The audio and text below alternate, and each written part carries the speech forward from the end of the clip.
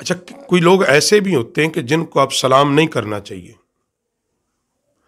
اور کچھ ایسے ہوتے ہیں جن کو سلام کر دے تو ان پہ جواب دینا واجب نہیں ہے۔ پہلی بات تو یہ یاد رکھیں، سلام بلانا سنت مصطفیٰ صلی اللہ علیہ وآلہ وسلم ہے، اور جواب دینا اس پر واجب ہے جس کو سلام بلایا گیا ہے،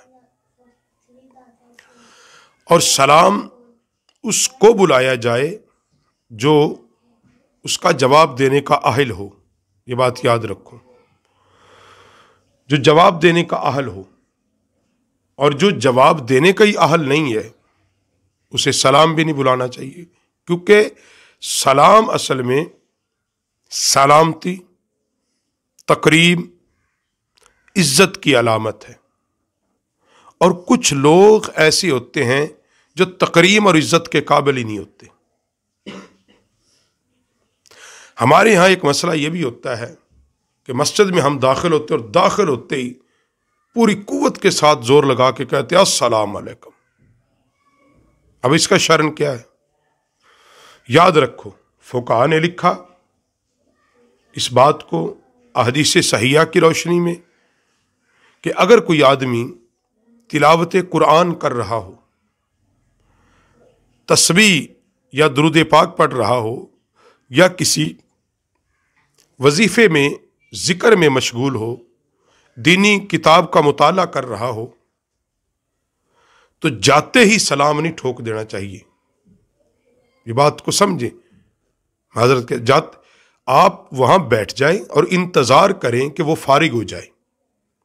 جب وہ اپنی عبادت سے یا اپنی مطالعے سے جب فارغ ہو، پھر آپ سلام بلائیں۔ ایک آدمی نماز پڑھ رہا ہے، فرض نماز، اب جا کے سلام بلا رہے ہیں، اس پر تمہارے سلام کا جواب دینا واجب نہیں ہے، واجب نہیں ہے۔ جب وہ فارغ ہو جائے پھر آپ سلام بلا لیں۔ میں نے وہی بات کی کہ سلام اس کو بلائیں جو جواب دینے کا بھی اہل ہو۔ اسی طرح کچھ لوگ کھانا کھا رہے تھے، آپ گئے ہیں، اب بیٹھ جائیں، کھانا کھانے کا انتظار کر لیں۔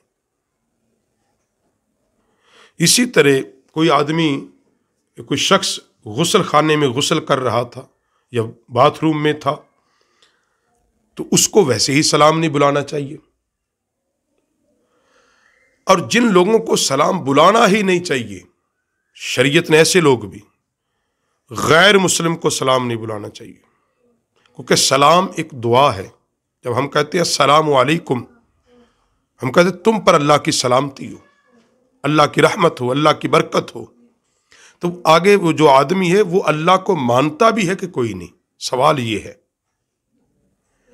اگر ایک آدمی اللہ کا ہو ہی منکر یا مشرک،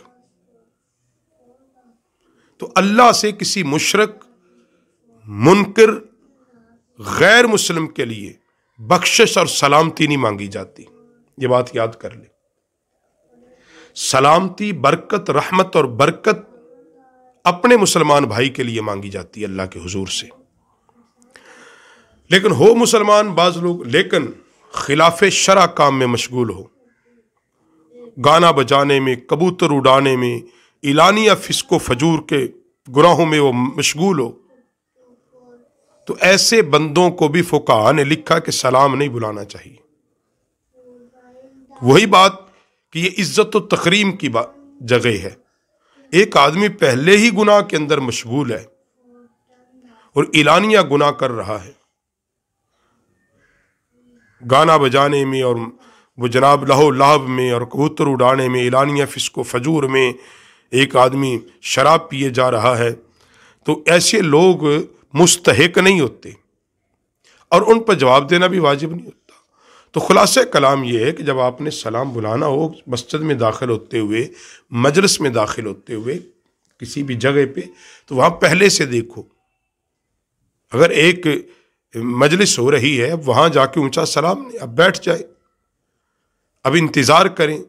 کوئی آدمی قرآن کی تلاوت کر رہا ہے، خطاب کر رہا ہے، درس و تدریس کر رہا ہے، اب انتظار کریں، جب وہ فارغ ہو جائے پھر اس سے آپ سلام کر لیں اور پھر وہ آپ کو جواب بھی دے دے گا۔